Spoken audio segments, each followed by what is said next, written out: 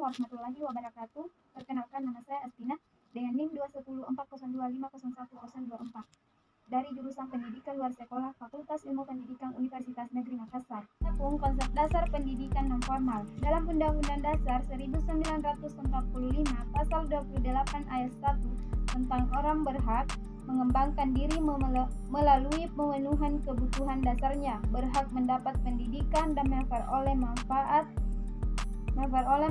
dari ilmu pengetahuan dan teknologi seni budaya demi meningkatkan kualitas hidupnya dan demi kesejahteraan umat manusia. Dan pasal 31 ayat 1, setiap warga negara berhak mendapatkan pendidikan, maka pendidikan non formal berdasarkan asas-asas. Adapun asas-asas pendidikan non formal, yang pertama yaitu kebutuhan.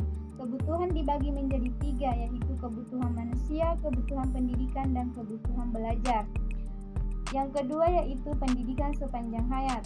Yang pertama yaitu pendidikan non formal memberikan layanan belajar kepada semua orang. Yang kedua yaitu pendidikan non formal melibatkan wajib belajar dalam merencanakan, melaksanakan, dan penilaian pembelajaran. Yang ketiga yaitu pendidikan non formal berupaya menumbuhkan suasana demokratis dan meningkatkan taraf hidup masyarakat. Terus yang ketiga yaitu relevansi dan pembangunan masyarakat. Yang pertama yaitu kehadiran pendidikan non formal karena kebutuhan masyarakat dan tuntunan pembangunan. Yang kedua yaitu program pendidikan non formal untuk menggarap SDM atau sumber daya manusia yang relevan dengan pembangunan. Yang keempat yaitu wawasan masa depan. Pembelajaran wajib belajar untuk mengembangkan nilai-nilai sikap, pengetahuan, keterampilan, dan apresiasi dalam memenuhi kebutuhan individu, masyarakat, lembaga, dan pembangunan bangsa menuju masa depan. Sesuai dengan dasar atau asas pendidikan non formal, maka program pembelajaran diselenggarakan dan dirancang berdasarkan kelengkapan. Adapun 8 standar nasional munculnya pendidikan yaitu sebagai berikut.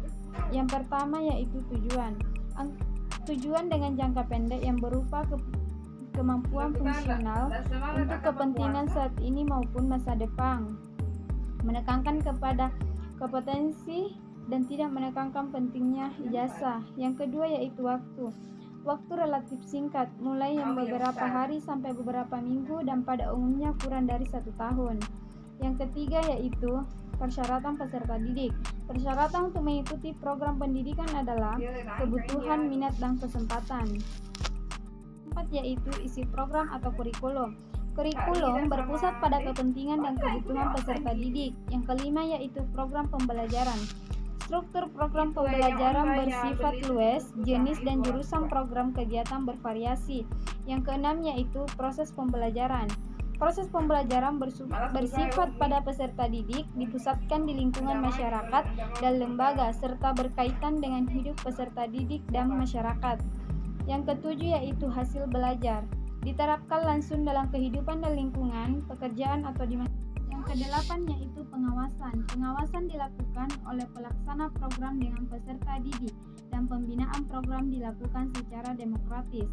Adapun satuan pendidikan non formal di Indonesia saat ini sebagai berikut. Yang pertama yaitu lembaga kursus, misalkan kursus bahasa Inggris profesional. Yang kedua yaitu lembaga pelatihan. Yang ketiga yaitu kelompok belajar. Yang keempat yaitu pusat kegiatan belajar. Yang kelima yaitu majelis taklim.